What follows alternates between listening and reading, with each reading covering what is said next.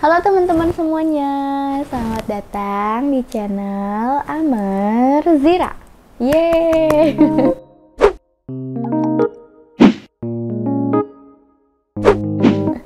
Aku setiap pembukaan Amer Zira kadang suka gimana ya, paham gak sih perasaannya tuh kayak gitulah pokoknya mah dus gitu. Kayak pengen greget gitu kayak. Tapi gak apa-apa, aku nggak mau ngeganti nama channel ini karena sesuai yang aku bilang, kalau misalkan aku pengen nama aku sama Bang Amer tuh tetap hidup di channel ini. Jadi kalau misalkan nanti Bang Amer udah meninggal, nanti kalau misalkan aku mudah-mudahan doain aku panjang umur. Kalau misalkan aku juga nggak ada, kalian kalau kangen aku bisa nonton channel ini. Jadi kemarin itu, bukan kemarin sih, ya mungkin aku bikin question di Instagram dan ada pertanyaan-pertanyaan yang mungkin bakal aku jawab di sini. Kayak gitu. Oke, kita mulai aja ya dari pertanyaan pertama. Kita lihat dulu nih. Pertama itu dari Fitrotul dia. Kak Zira, tip jadi kuat buat diri sendiri apa sih? Kak Zira, kata dia gitu. Jadi menjadi kuat untuk diri sendiri itu kalian bisa baca deh semua buku-buku motivator atau motivasi yang ada di YouTube. Selain dari lingkungan, kalian itu harus berawal dari diri sendiri. Ketika kamu ingin kuat, yang kamu perkuat itu jangan kamu mengharapkan lingkungan keluarga yang baik. Kalau misalkan kalian basically dari keluarga yang kurang ya ibaratkan broken home, kalian gak bakalan punya tempat lain selain diri sendiri untuk berteduh, gak punya tempat lain selain diri sendiri untuk merakit apa? Merakit luka. Kita itu kan semua terlahir dengan luka. Gak ada bahkan orang yang kita lihat sangat sangat sempurna, sangat bahagia, pasti mereka punya luka masing-masing kayak gitu. Kuat itu dari diri sendiri. Dan bagaimana cara kita membangunnya itu kan yang ditanyain. Bagaimana kita membangun fondasi yang kuat untuk diri sendiri gitu. Karena kebanyakan orang itu ngerasa kuat itu kalau dia nggak nangis, kalau dia nggak ngeluh, kalau dia nggak ibaratkan kalau lu terlihat kuat tuh kalau lu nggak nangis, kalau lu kayak baik-baik aja walau misalkan lu dalam masalah terbesar apapun kayak gitu. Itu nggak kuat teman-teman, itu nggak kuat. Definisi kuat menurut aku tuh bukan seperti itu. Menurut aku yang dia nggak bisa nangis saat harusnya dia nangis itu tuh lemah, bukan lemah. Kayak jadinya sandiwara. Kalau misalkan kalian sedih, kalian merasa kalian harus nangis, ya nangisin aja. Untuk kuat itu kita butuh penerimaan. Aku tuh selalu bilang ke semua dalam Instagram, dalam apapun. Bahkan aku sering banget ngomong tentang sebuah penerimaan dalam hidup. Menjadi kuat itu ketika kita menerima siapa? Menerima diri sendiri. Menerima diri sendiri itu adalah power terbesar dalam sebuah pijakan. Ibaratkan kita ada di gundukan pasir, ketika kita merasa nyaman dengan diri sendiri, kita nggak pernah takut untuk si pasir itu bakal lebur gitu ke bawah, karena kita merasa oke, gue bisa gitu. Dan ketika sebuah penerimaan itu ada di dalam diri kita, akhirnya kita bisa kuat. Maksud kuat di sini bukan kuat kayak kelihatan baik-baik aja, fun aja saat kita terkena musibah. Tapi ketika kita kena musibah itu, kita merasa oke, ini sebuah musibah, ini sebuah cobaan dari Tuhan, dari Allah, dan oke, ayo berjuang gitu loh. Menjadi kuat itu bukan hanya dalam omongan, gue kuat kayak gitu, tapi harus diaplikasikan dalam kehidupan kayak gitu. Sumpah nih sebenarnya ngalor ngidul sih ya. Intinya dari sekian panjang ini, menjadi kuat itu kita harus penerimaan diri sendiri. Kalau misalkan kamu mendapatkan ini, oke, memang aku harus mendapatkan ini kayak gitu. Jangan pernah menyangkal, karena ibaratkan menyangkal sesuatu hal yang udah terjadi itu menyakiti diri sendiri. Orang yang menyakiti diri sendiri itu nggak baik. Menjadi kuat itu kan kita harus menerima, harus merasa oke, gue bisa, ya Allah, ya udah, Allah nolong aku, Allah selalu nolong aku yakin Allah ada di sisi aku gitu. ketika kita mulai pemikiran kayak gitu, jadi ketika kita nangis atau apa, itu bukan tandanya kita nggak kuat. Kita cuman mengeluarkan emosi kita sebagai manusia gitu. Udah deh, kayaknya segitu aja. Kita next. Kak Zira, bagaimana tanggapan Kak Zira tentang cinta dalam diam? Cinta dalam diam itu berarti kita suka sama orang, tapi orang itu nggak tahu ya, gitu kan ya? Cinta dalam diam itu, atau kita suka tapi kita nggak pernah ngomong. Cinta dalam diam itu kalau kesannya hanya suka-sukaan, ya nggak apa-apa. Ya nggak sih? Ya nggak sih? Kalau aku pribadi sih, aku itu gak sabaran dalam arti kalau aku suka sama orang, ya aku harus bilang kayak gitu. Karena aku bukan gak kuat, kayak ada yang ngeganjel aja gitu di hati. Jadi ketika ada waktu dan timing yang tepat, aku omongin kalau misalkan aku suka sama kamu, kayak gitu. Tapi bukan masalah cinta aja ya. Kadang aku itu ke apapun yang aku suka tuh pasti aku ngomong kayak gitu. Ke anak kecil, ke perempuan aja. Kadang aku, ih sumpah nih perempuan cantik banget gitu kan. Kadang kita ngeliat ada perempuan yang cantik banget, bahkan aku kan perempuan kadang suka gitu ngeliat dia, misalkan gitu. Aku tuh selalu bilang kayak, ya Allah, Masya Allah kakak cantik banget deh, gini gitu. Aku suka deh kayak gini. Itulah. Jadi kalau topik ya, aku noob sih dalam masalah cinta sebenarnya. Aku nggak biasa untuk cinta sendirian, aku nggak biasa. Ini kan cinta dalam diam kan cinta sendirian ya. Kayak aku belum merasakan itu. Karena ya aku kalau suka sama orang ya orangnya juga suka sama aku, gimana? bohong. Gimana ya? Cinta dalam diam tuh kayaknya harus ungkapin sih. Ya gak sih? Tapi ungkapinnya dalam bukan untuk pacaran ya teman-teman. Kalau misalkan kamu umurnya udah cukup, udah mapan, dan kalau misalkan udah ada pilihan untuk menikah, ungkapin kayak gitu. Siapa tahu jodoh. Tapi ya kalau misalkan baru masih SMA, suka-sukaan, anggap aja suka itu adalah karunia dari Allah. Kita sebagai perempuan, kita sebagai laki-laki diberkahi rasa sayang ke orang lain. Kayak gitu. Ketika kita sayang sama orang lain, kita suka sama dia, kita ungkapin bukan kayak aku suka sama kamu mau gak jadi pacar aku, bukan gitu. Tapi kita ungkapin lewat perilaku baik kita. Kalau misalkan dia susah, kita tolongin, kayak gitu. Ya siapa tahu memang tanpa sadar dia juga akhirnya suka dalam diam juga kan sama kamu, kita nggak ada yang tahu kan, karena kan kita nggak bisa membaca hati masing-masing orang, kayak gitu. Tapi aku saranin ya kalau misalkan sudah niat untuk serius, ungkapin. Kalau misalkan belum, ya ungkapinnya lewat perilaku yang baik, kayak gitu.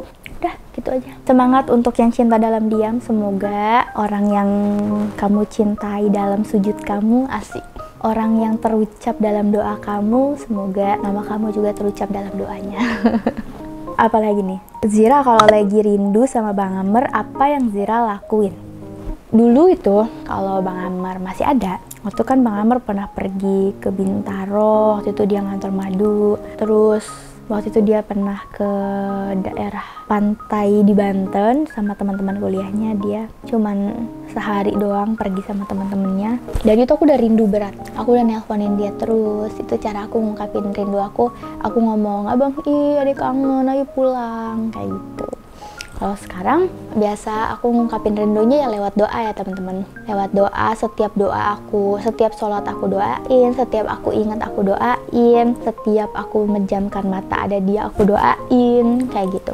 Kalau awal-awal mungkin aku lihat-lihat video aku kebersamaan aku sama Bang Amer, kayak gitu. Cuman itu membuat aku makin ngerasa ada di momen itu. Jadi aku ngerasa kayak intinya nggak nyaman, aku nggak nyaman. Jadinya aku ngerasa sakit sendirian gitu.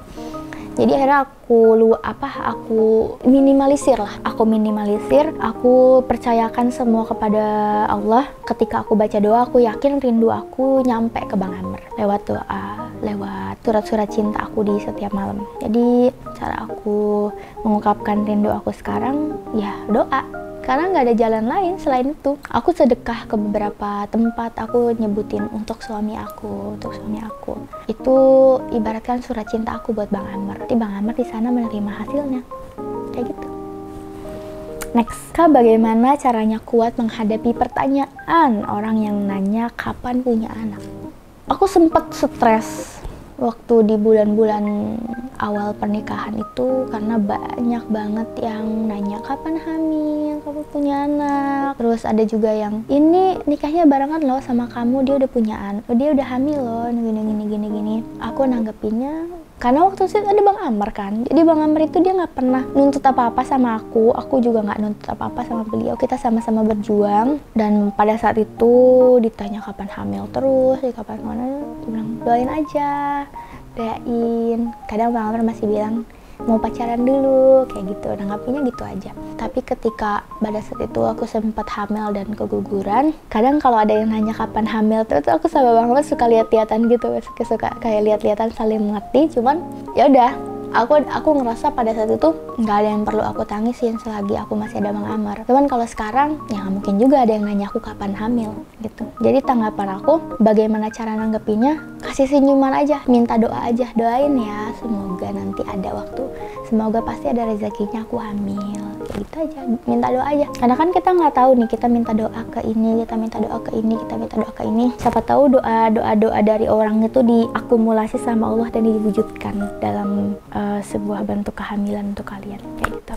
Semangat. Apalagi ya, Kak Zira, kalau ada yang datang untuk melamar, apakah kakak sudah siap untuk berumah tangga lagi?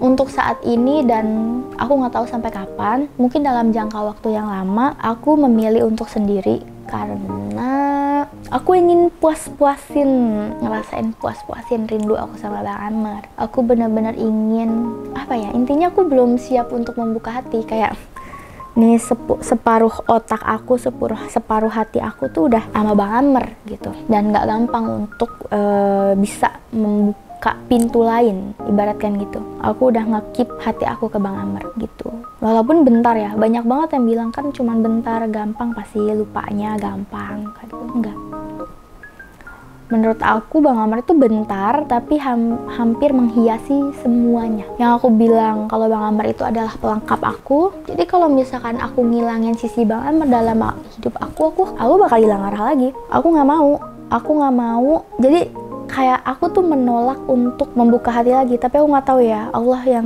bisa yang membolak-balikan hati. Aku nggak tahu apakah nanti aku bisa bisa untuk melanjutkan hidup dengan orang lain atau tidak. Tapi untuk sekarang aku memilih untuk tidak, kayak gitu.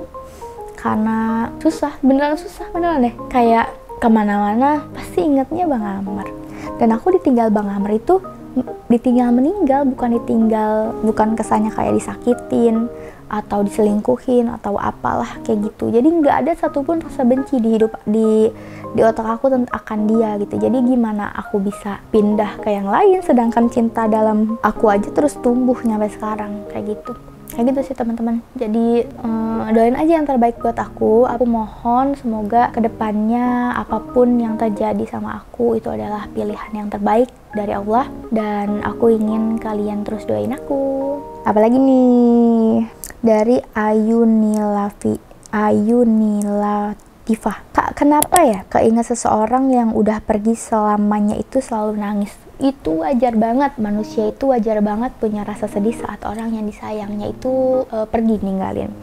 Mau yang pergi selamanya, ibaratkan orang yang meninggal, atau bahkan yang pergi ke orang lain gitu. Sedih itu wajar, nangis itu wajar banget, karena kita sebagai manusia gimana ya, udah sempat merasa memiliki, udah punya memori bersama, seketika aja pergi gitu.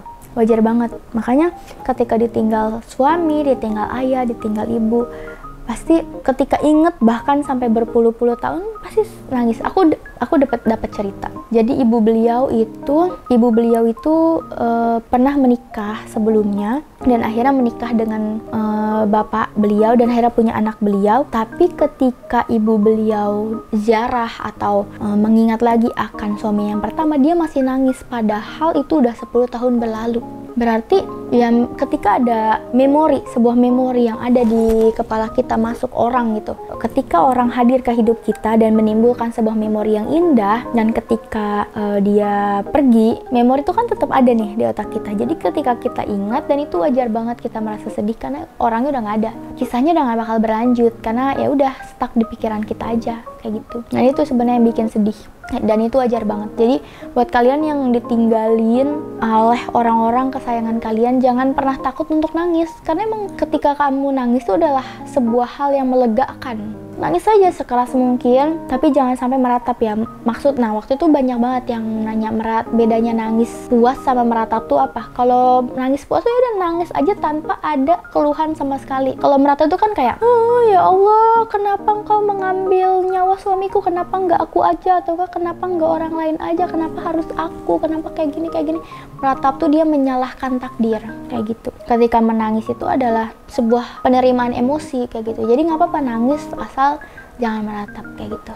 Jadi wajar. Jadi nggak apa-apa kalau kalian sedih, nangis aja. Bahkan bukan masalah ditinggal aja gitu. Kalau kita misalkan jatuh, kita merasa sakit dan kita ngerasa pengen nangis, nangisin aja, jangan malu kayak gitu. Karena ya udah, itu sebuah emosi kalian gitu dan harus diluapin kayak gitu teman-teman. Jadi nggak apa-apa, menangislah saat kalian ingin. Jangan ditahan-tahan sakit. Ditahan-tahan tuh malah jadinya sakit ke hati, mendem, stroke aja. Next, dari Adiva@Adelia. Soalnya A-nya ada 3. Zira, aku nggak sabar nunggu buku kakak, semoga lancar ya. Bentar lagi, tunggu. Pokoknya sebentar lagi buku aku rilis. Setelah video ini tayang, buku aku rilis. Nah. Next, dari Apri@Dea. Kak, pernah mimpi Bang Amar gak? Sering banget. Bahkan kayak cuman ketiduran di mobil aja aku mimpiin Bang Amar. Kayak gitu sering banget. Ya itu bentuk kangen aku lah ya ke beliau. Jadi otak aku seolah-olah memutar kembali kenangan-kenangan kita. Kayak gitu. Aku tuh setiap abis mimpi Bang Amar dulu sih nangis. Kalau sekarang aku seneng karena ngerasa kayak abis ketemu sama Bang Amar. Kayak gitu. Next, dari Olivaturrohma. Kakak ngerasa capek nggak dengan kehidupan sekarang? Capek banget, capek. Saking capeknya aku butuh istirahat. Wajar nggak sih capek? Wajar banget lah. Kita kan kita dilahirkan selain kita bakal menerima rasa sakit, kita bakal menerima luka, kita bakal sering capek. Karena emang dunia adalah tempatnya capek. Ketika kamu ingin nggak capek, maka kalian jangan hidup. Ya nggak apa-apa lah capek. Waktu itu aku pernah ngeliat video di TikTok. Jadi kisahnya tuh intinya anaknya itu dapat nilai jelek lah. Terus kata orang tuanya, kok kamu dapat nilai jelek sih? Terus kata dia, aku capek mah. Terus kata mamanya, kamu masih kecil, masa capek? Nggak boleh lah kamu capek. Itu adalah sebuah pendidikan orang tua yang sangat tidak baik. Karena anaknya nggak boleh capek. Jadi anaknya akhirnya harus berusaha kuat, berasa kuat, mendem, stroke nanti. Gitu. Dari tadi ngomongin stroke mulu. Tapi bener deh, kita dari kecil ya kadang suka, masa gitu doang capek, masih kecil kok capek. Banyak banget gak sih kalian mungkin yang lahiran tahun umuran aku atau mungkin yang di atas, pasti sama orang tuanya gitu selalu disepelein masalah mental, apalagi kayak kamu emang pikirannya apa sih, bener gak sih, suka digituin, masih kecil masa iya banyak pikiran. Sering banget gak sih kayak gitu. Sebenarnya itu adalah pelajaran yang gak baik tau. Akhirnya kita tuh tanpa sadar memendam, menjadi depresi. Setelah depresi akhirnya banyak anak-anak yang akhirnya ke pergaulan yang berantakan gitu. Karena dia mencari ketenangan, karena dia gak bisa dapat ketenangan dari keluarganya.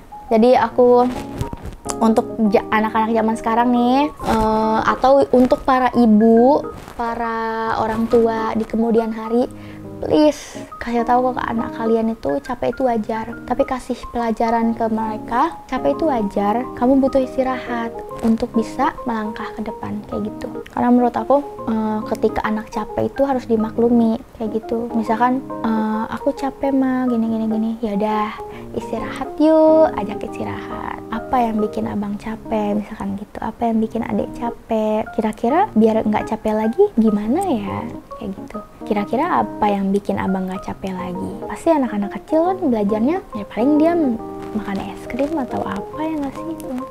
Nanti tiba-tiba dia kan akhirnya semangatnya muncul lagi. Jadi ajarinlah sejak dini tuh untuk dapat jujur dia jujur dalam meluapkan emosinya kayak gitu. Jadi ketika dia capek dia bilang capek. Jadi ketika dia capek kita memakluminya dan dia butuh istirahat, maka dengan sendirinya dia akan bangkit lagi gitu. Karena kita memberi mereka ruang untuk istirahat kayak gitu. Membahas tentang capek tuh nggak bakal ada kelarnya, karena ya seperti yang aku bilang, dunia itu tempat capek. Aku aja ngomong nih dari tadi capek banget tahu, belum minum kayak gitu. Tuh, aku aja capek ngomong dan aku butuh minum. Minum itu adalah bentuk istirahat aku gitu. Setelah minum baru aku ngomong lagi.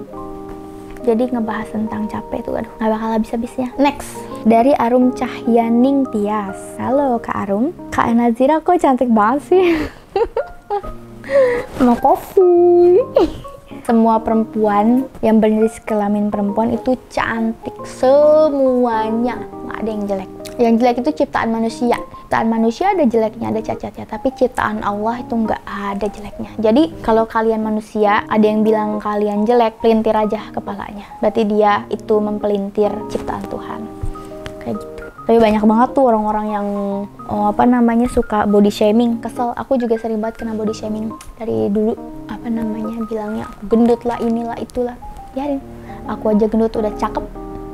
Dah, next. Nah, ini terakhir nih. Ini pertanyaan terakhir ya, karena menurut aku udah banyak banget kasih kita ngejawabin ini. Oke, dari Kak Imasito. Kak, gimana sih cara bikin amarah reda? Kalau aku bisanya dengan diam. Kak, kalau gimana sih cara bikin amarah reda? Kalau aku bisanya, oh gini kali. Kak, gimana sih caranya ngeredain amarah? Aku sih biasanya diem aja. Itu adalah cara terbaik. Ketika kita ingin meledak, ketika kita ingin marah, kasih jeda 8 detik.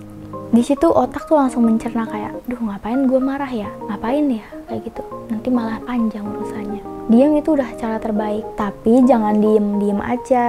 Nanti tipes. Diam kamu itu mempunyai arti. Jadi ketika kamu diam itu meredakan semua amarah kamu. Jadi ketika kamu menyampaikan apa masalahnya, kamu udah nggak ada emosi lagi, udah berpikir dengan jernih lah ceritanya gitu. Jadi diam itu adalah cara terbaik, tapi jangan diem aja mendem akhirnya tipes gitu. Diamnya itu penuh arti. Kita diam, nahan amarah, kita mencerna semuanya dengan baik. Ketika otak kita sudah reda, udah menemukan jalur tengahnya, kita sampein kayak gitu.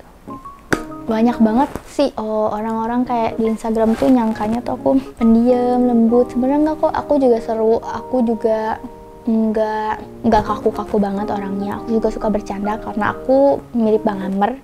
Aku sama Bang Amer tuh selalu ada, pokoknya orang-orang terdekat aku itu pasti terdekat aku, bahkan terdekat Bang Amer tuh, aku sama Bang Amer tuh sama banget sifatnya.